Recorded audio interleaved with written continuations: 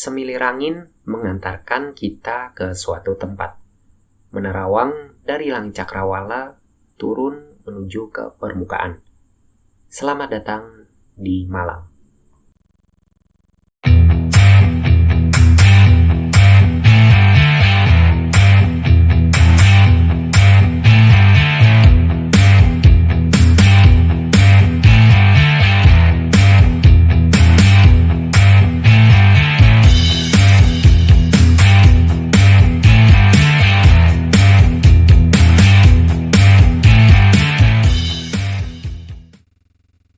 Petualangan kali ini, Pak Tata mengajak keluarganya berwisata menuju kota apel Malang.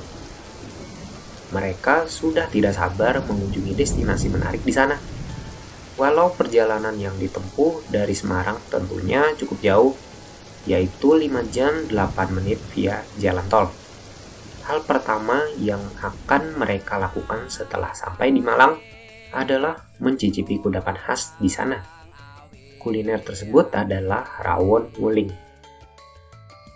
Tak bisa dipungkiri lagi kalau rawon merupakan olahan kuliner khas Indonesia yang dibuat dari bahan dasar daging sapi.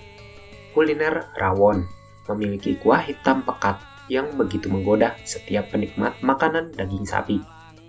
Pada umumnya rawon masih tercium bau daging sapinya, namun di rumah makan ini tidak ada bau daging sapi sama sekali dan juga empuk. Setelah mengisi perut, hal kedua yang dilakukan mereka adalah mencari sebuah penginapan untuk beristirahat.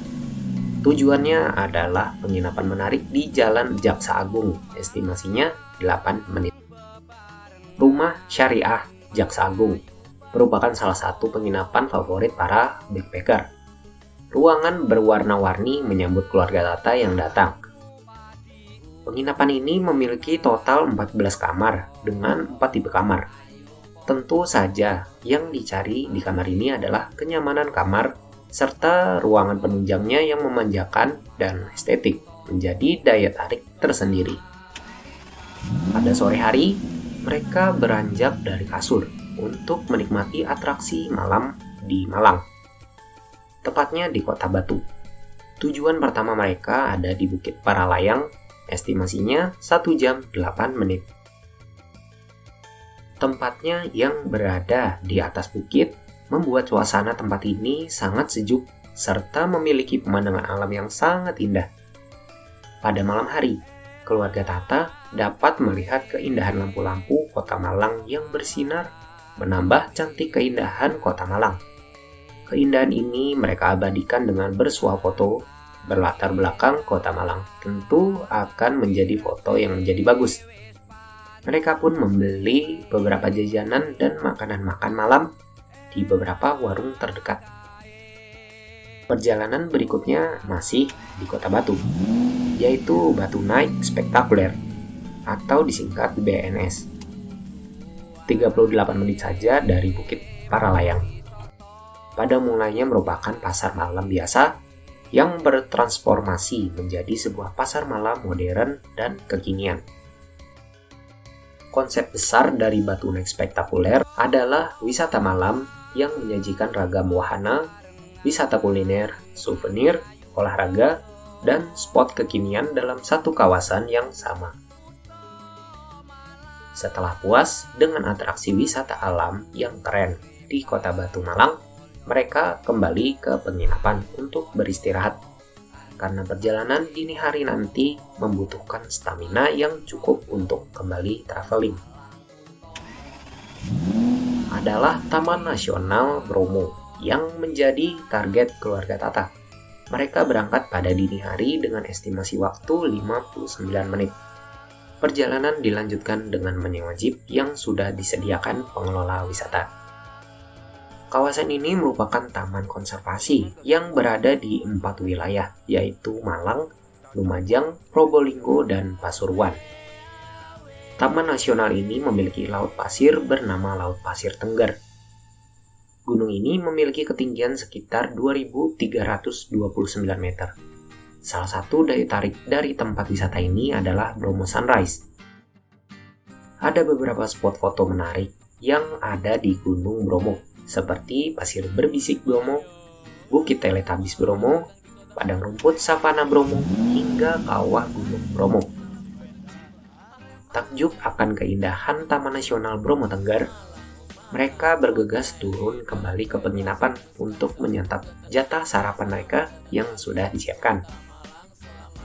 Setelahnya, berjalan kembali menuju destinasi tersohor di Malang, yaitu Jatim Park. Jatim Park sendiri memiliki 4 lokasi dengan tema wisata yang berbeda. Tapi pilihan keluarga Tata tertuju pada Jatim Park 1. Estimasi dari penginapan adalah 49 menit. Jatim Park terkenal dengan wahana permainannya yang seru, menegangkan, dan menantang. Ada banyak wahana yang terdapat di destinasi ini.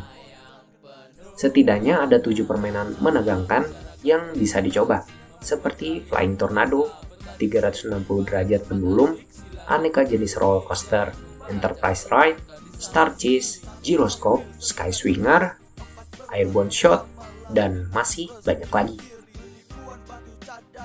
Menjelang siang hari, mereka putuskan untuk menyudahi kunjungan di Jatim Park dan mulai bergegas ke destinasi lain guna mencari kudapan makan siang.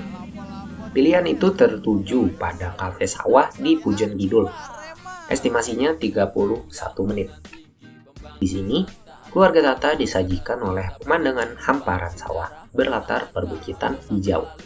Di kafe ini, mereka tak hanya mendapatkan pengalaman bersantap dikelilingi suasana sawah yang adem dan sejuk saja, melainkan menu yang didominasi oleh masakan lokal dan bercita rasa khas jadi keunikan lainnya.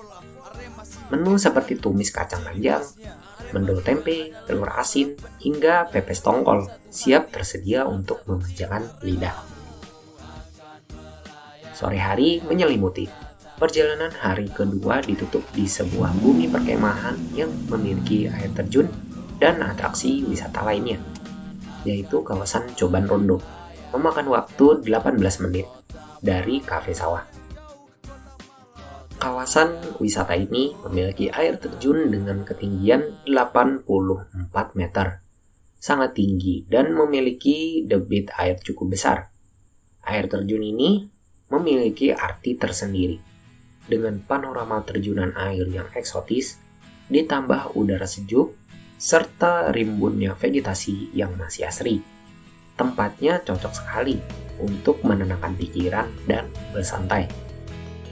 Di kawasan wisata ini juga terdapat wahana unik, yaitu labirin. Keluarga Tata diajak untuk menelusuri labirin yang terbuat dari pepohonan dan berusaha menemukan jalan keluar utama. Dan juga ada area camping untuk bermalam di kawasan ini. Dengan camping dapat memberikan pengalaman tersendiri untuk lebih dekat dengan alam. Di hari ketiga sekaligus hari kunjungan mereka di Kota Apel, mereka menyempatkan diri menuju pusat oleh-oleh di Kota Batu, namanya Istana Oleh-oleh Brawijaya. Estimasinya 29 menit. Brawijaya Istana Oleh-oleh menyediakan aneka makanan ringan khas Malang, seperti keripik buah dan makanan ringan lainnya yang cocok untuk buah tangan. Selain itu, terdapat juga minuman khas, yaitu sari apel yang dibuat dari apel asli. Di gerai ini memiliki produk andalan berupa kue pia Brawijaya. Kue pia merupakan produk unggulan pusat oleh-oleh ini. Ada 3 varian rasa pia, yaitu durian, coklat, dan keju. Harga jualnya berkisar antara Rp65.000 sampai Rp95.000. Perjalanan kembali berlanjut. Menu sarapan kali ini mereka pergi ke pusat kota Malang guna merasakan kudapan khas lezat lainnya yang ada di daerah ini. Pilihan tertambat pada sate gebuk Malang. Perjalanannya memakan waktu 42 menit. Sate gebuk Malang adalah kuliner legendaris di Malang yang memiliki menu sate dengan cita rasa super lezat. Sate gebuk Malang memiliki keunikan dalam hal proses memasaknya.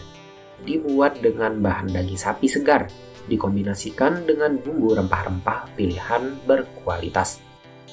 Arti nama gebuk adalah pukul, yang maksudnya daging sapi dipukul-pukul, kemudian diberi bumbu lalu dibakar. Hasilnya benar-benar maknyus.